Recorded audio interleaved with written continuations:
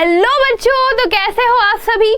तो स्वागत है आप सभी बच्चों का एक बार फिर से मेरे साथ में, जहां हम पढ़ रहे थे पवन, तूफान और चक्रवात। तो बेसिकली बच्चों, आप सभी लोगों ने जाना था कि जो पवन, तूफान और चक्रवात है उसका मेन रीजन क्या होगा।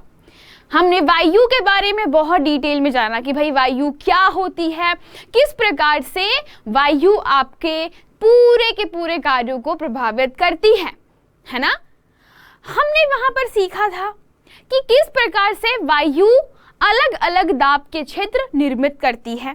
जैसे अगर वायु गर्म है तो वो हल्की होती है, और हल्की वायु हमेशा कम दाब का क्षेत्र निर्मित करती है। और अगर वायु भारी है, गर्म है, तो वो क्या करती है, अधिक वायु दाब का क्षेत्र निर्मित करती है। तो बच्चों, आज क्या है खास, आज हम जानेंगे ये वायु दाब पवन से कैसे रिलेटेड है। ठीक है, चलो आओ हम स्टार्ट करते हैं बच्चों। फर्स्ट, पवन क्या है। सबसे पहला क्वेश्चन, पवन क्या है। तो वायु वाला जो हमने बहुत सारे कॉन्सेप्ट को समझा था, उसमें एक बात तो क्लियर हो गई थी कि वायु हमेशा अधिक दाब से निम्न दाब की ओर चलेगी। निम्न दाब यानी कि कम दाब। वायु का प्रवाह हमेशा कैसे होने वाला है, यह प्रवाह हमेशा अधिक दाब के क्षेत्र से कम दाब की क्षेत्र की ओर होने वाला है। तो ये जो हमारा कम दाब का क्षेत्र है, इस कम दाब के क्षेत्र से हमें क्या समझना है बच्चों कि जिन जगहों पर गर्म वायु होती है वहां पर कम दाब का क्षेत्र होगा। सिंपल सी बात है, जहां पे गर्म वायु है वो कैसी है बेटा, वहां पर कम वायु दाब का क्षेत्र है।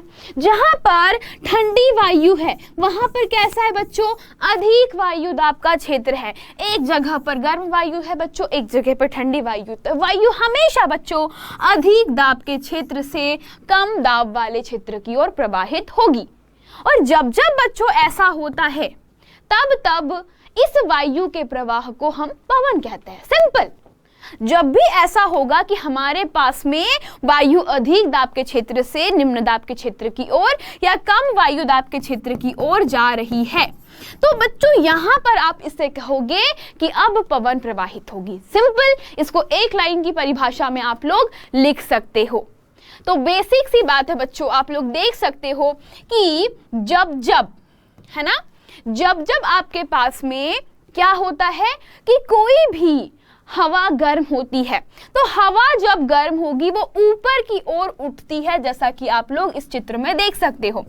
गर्म हवा हमेशा ऊपर उठेगी, ऊपर उठ के बच्चों हल्की होती है तो चूंकि और ऊपर जाएगी, और हल्की वायु की जगह लेती है बच्चों ठंडी हवा, और इसीलिए क्या होता है, पवन प्रवाह होती है। इसीलिए क्या होता है, पवन प्रवाहित होती है। तो बच्चों पवन क्या है, वायु का जो प्रवाह होता है उसे ही हम लोग पवन कहते हैं। That simple. बहुत सिंपल है। वायु का जो प्रवाह हो रहा है उसे ही हम लोग क्या कह रहे हैं, पवन कहते हैं, जो हमेशा अधिक वायु दाब वाले क्षेत्र से कम वायु दाब वाले क्षेत्र या कम को कहा जाता है निम्न वायु दाब का क्षेत्र भी, तो उसकी तरफ गति करती है। बहुत सिंपल है ना। इसमें कोई आपका दो मत नहीं है, ज्यादा सोचने की जरूरत नहीं है। सिंपल सी बात है कि हमारे पास में एक जगह है जहां पर ठंडी हवा है। ठीक है, हमारे पास में क्या है, ठंडी हवा है, ठंडी वायु है। तो ठंडी हवा यानी कि सघन क्षेत्र है ना, सघन क्षेत्र हो जाता है वहां पे। क्यों, क्योंकि वायु के कण बहुत पास में होते हैं। याद करो, मैंने आपको बताया था पिछली क्लास में कि वायु के कण काफी ज्यादा नजदीक रहेंगे, और अगर ये कण नजदीक है तो ये कैसी होती है, भारी होती है। तो भाई ये कैसी है बच्चों, भारी होती है। तो यहाँ पे ये भारी है, मतलब क्या होगा, ये क्रिएट करेगा अधिक वायु दाब का क्षेत्र, है ना, यही होगा। यह अधिक वायु दाब वाला क्षेत्र निर्मित करता है। सिंपल। और जहां पे वायु क्या रहेगी, गर्म रहेगी, तो गर्म वायु बच्चों मतलब क्या हो जाएगा, गर्म वायु मतलब कि प्रति क्षेत्रफल, मतलब उतने ही एरिया में वायु के कण बहुत दूर दूर खसक जाते हैं। तो अगर वायु के कण खसक गए, मतलब ये कम सघन है, इसको बोला जाता है विरल। विरल मतलब क्या होता है? बहुत कम होना, बहुत कम अणु। तो बेटा इसे कहते हैं हम लोग गर्म वायु, जिसमें बहुत विरल कण है वायु के। तो बेसिकली बच्चों अगर इसे सघन क्षेत्र कहते हैं तो इसे हम लोग विरल कहेंगे। और ये कैसी होती है? चूंकि हल्की होती है तो ये जल्दी से ऊपर उठ जाती है, तो यहाँ पे क्रिएट होता है कम वायु दाब का क्षेत्र, समझे? और जैसे ही कम वायु दाब का क्षेत्र निर्मित हुआ तो क्या होगा? बस बच्चों ये जो हमारे पास में हल्की हवा ऊपर उठेगी और यहाँ से ठंडी वायु बच्चों गर्म वायु की जगह लेती है। ठीक है, तो ठंडी वायु क्या करेगी? अब गर्म वायु का स्थान घेरेगी और गर्म वायु ऊपर उठ जाएगी, है ना? और फिर वो ऊपर जाके ठंडी होगी और फिर वापस से वो ठंडी वाली हवा नीचे आएगी। तो ये साइकिल चलते रहता है और इसीलिए पवन प्रवाहित होती है। बहुत सिंपल है ना? बहुत सिंपल है। तो ये थी बात बच्चों पवन की। अब थोड़ा समझने की कोशिश करते हैं कि हमारी पृथ्वी पर जो तेज तेज हवाएं चलती है ना? आपने गर्मियों के दिनों में देखा होगा, आपने ठंडियों के दिनों में देखा होगा, अभी का सीजन चल रहा है ठंड वाला, तो भाई जो फरवरी मार्च वाला महीना होता है या जनवरी फरवरी वाला महीना होता है, इसमें ठंडी कम हवा ज़्यादा चलती है ना? आपने नोटिस किया होगा कि ठंड से ज़्यादा हवा चलती है, साए साए साए साए, तो वो हवा आपको और ठंडी दिला देती है। सेम गर्मी में होता है, गर्मी के दिनों में भी बहुत हवा चलती है। तो ये सीजन में ऐसी हवाएं क्यों बहती है पृथ्वी पर? ऐसा क्या रीजन है कि ये इतना वायु दाब का लेवल क्रिएट हो जाता है ना? इतना ज्यादा वायु दाब का अंतर, जहां वायु दाब में अंतर वहां पर बच्चों पवन बहेगी, दैट्स इट। इतना दिमाग में डाल दीजिए बच्चों, वायु दाब का अंतर ही पवन के लिए कारण है। ठीक है, वायु दाब का अंतर ही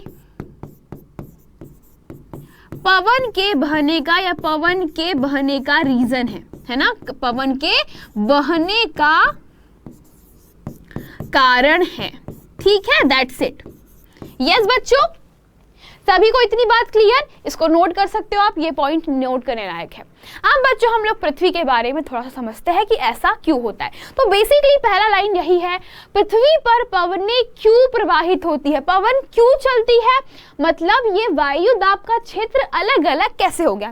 मैंने एक स्टेटमेंट दिया अभी आपको कि वायु दाब का अंतर ही पवन के प्रवाह का कारण है। इसको मैं थोड़ा सा क्रिएट कर देती हूँ बच्चों, थोड़ा सा अच्छे से। तो ये है आपकी पवन, है ना? तो इसे हम लोग कह सकते हैं कि वायु दाब का अंतर ही पवन के प्रवाहित होने का रीजन है।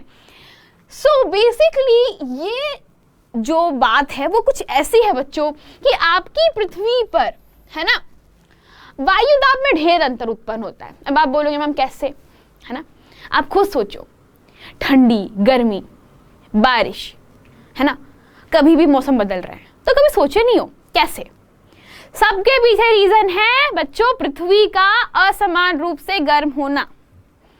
जी बच्चों, ये जो पवन बहती है, जो आंधी आता है, जो मौसम बदलता है ना, इसके पीछे सबसे पहला रीजन है पृथ्वी का असमान रूप से गर्म होना। अब आप बोलोगे मैम असमान रूप से गर्म होना, ये भी सोचने वाली बात है। असमान रूप से गर्म होने का मतलब सिर्फ इतना सा है कि आपको पता है पृथ्वी ध्रुवों पर ठंडी है, भूमध्य रेखा पर गर्म है। तो चलो वन बाय वन इसको खोजने की कोशिश करते हैं कि पवन के प्रवाह या वायु दाब में अंतर कैसे उत्पन्न होता है। बेसिकली हमको जानना है कि वायु दाब में जो अंतर उत्पन्न हो रहा है ना, ये अंतर कैसे उत्पन्न होता है। अंतर यानी कि डिफरेंस बोले तो दोनों में ऊंच नीच, बोले तो एक जगह अधिक है एक जगह कम है। अगर बराबर वायुदाब का क्षेत्र है तो कभी पवन नहीं बहेंगी, है ना। किसी जगह पर अगर वायुदाब बिल्कुल सेम है तो पवन कभी नहीं बहती, वो हमेशा अधिक से लो की तरफ बहेगी। तो सबसे पहली चीज बच्चों, पवन धाराएं जो होती है ना, वह पृथ्वी के असमान रूप से गर्म होने के कारण उत्पन्न होती है। सबसे पहला रीजन आपका बच्चों पवन के बहने का एक ही है, और वो क्या है? पृथ्वी के असमान रूप से गर्म होना। जी बच्चों, आप जरा इसको कॉन्सेप्चुअली समझते हैं कि पृथ्वी कैसे गर्म होती है। तो बच्चों सबसे पहली चीज आप सभी जानते हो, ये हमारी पृथ्वी है। पृथ्वी के सामने अगर मान लीजिए मैंने यहाँ पर सन रख दिया, ये मान लीजिए सूर्य है, तो आपको पता है सूर्य की जो किरणें पृथ्वी के हिस्सों पे पड़ेगी। तो सूर्य की जो किरणें जब जाती है यहाँ से, तो क्या होता है बच्चों कि जो इक्वेटर यानी कि भूमध्य रेखा है, बोले तो ये वाला हिस्सा, इसे हम लोग कहते हैं भूमध्य रेखा, है ना, हम इसके बारे में जान चुके हैं।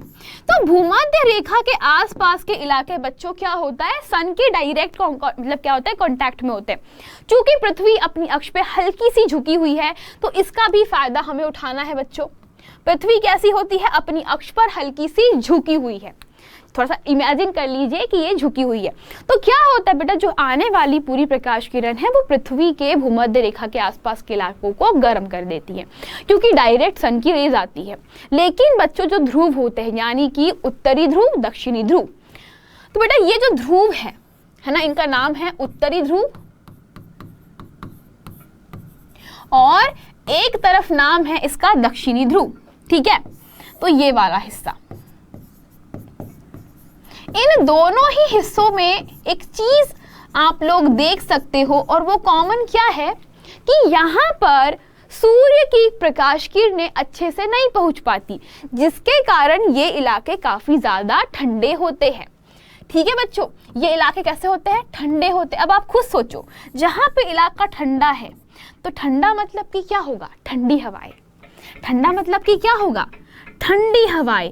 और अगर कहीं पर ठंडी हवा है या ठंडी वायु है, इसका मतलब क्या है, अधिक वायु दाब का क्षेत्र।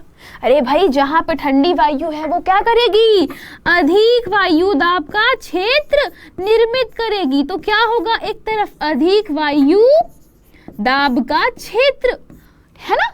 और चूंकि भूमध्य रेखा पे सीधा सूरज का किरण पड़ता है, तो यहाँ पे क्या जनरेट हो जाएगा, बताओ जल्दी से। तो यहाँ पर हो जाएगा बच्चों, चूंकि गर्म क्षेत्र हो जाएगा, ये गर्म क्षेत्र में क्या होगा, हवाएं जो होगी वो गर्म हवा या गर्म वायु लिख देते हैं इसको। और अगर गर्म वायु है तो इसका मतलब क्या है, इसका मतलब है कि हमारे भूमध्य रेखा के आसपास पूरा का पूरा इलाका बच्चों कैसा रहेगा, गर्म वायु दाब के क्षेत्र के कारण यहाँ पर वायु हल्की होकर ऊपर उठेगी और यहाँ जनरेट हो जाता है कम वायु दाब का क्षेत्र। बस बच्चों ये देखो, है ना, ये हो गया हमारे पास में कम वायु दाब का क्षेत्र।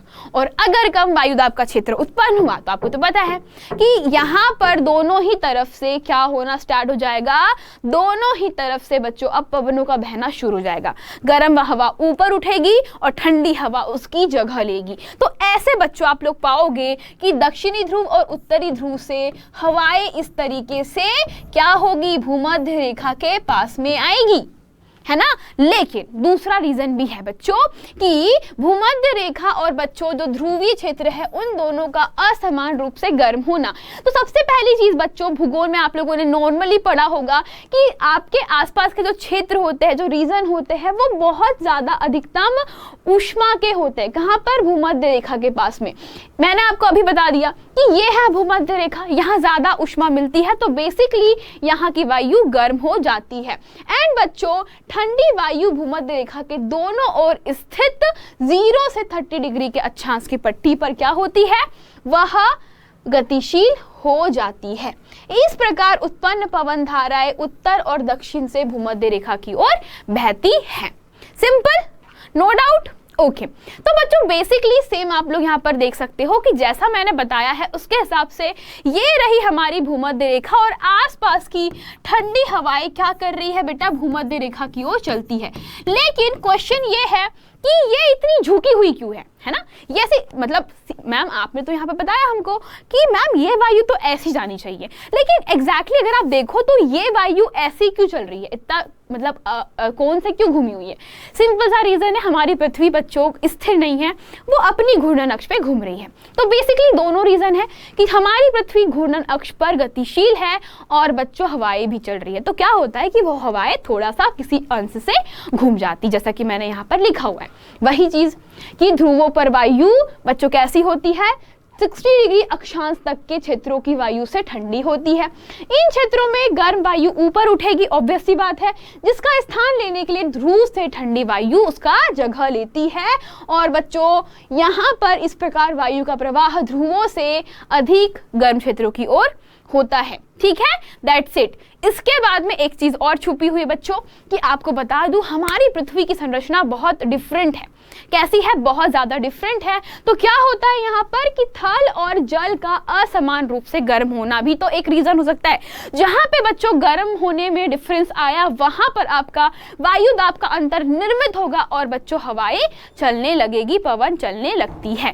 ठीक है, तो बेटा गर्मियों के टाइम में थलीय क्षेत्र अधिक तेजी से गर्म होता है और अधिकांश समय थल का ताप समुद्री जल की अपेक्षा अधिक रहता है। सिंपल सी बात है, थल के ऊपर गर्म वायु होकर के ऊपर उड़ जाती है, इससे पवन समुद्र से थल की ओर बहती है और यही तो मानसूनी पवनें होती है। तब बच्चों सिंपल सा लॉजिक है कि ठंडियों में शीत जो होता है वो ध्रुवों से आती हवा होती है, ठीक है, जिसको हम लोग उत्तर पूर्वी मानसून बोलते हैं बेटा। और फिर पृथ्वी पर हमारे भारत में नीचे की ओर से जाती है जो हवाएं, उनको हम लोग क्या कहते हैं? दक्षिणी पश्चिमी मानसून, जो गर्मी में आता है। तो ये थी बच्चों आपकी जानकारी पवन के बारे में। अब हम लोग पढ़ेंगे कि हमारे भारत का मानसून कैसा है एंड फिर हम जानेंगे कि ये तूफान, चक्रवात और झंझा क्या होता है। तो दैट्स इट फॉर टुडे बच्चों। मिलते हैं हम लोग नेक्स्ट पार्ट में, जहां पर हम और जानेंगे कि आपके जो तूफान आते हैं उनके पीछे का मेन रीजन या कारण क्या होता है।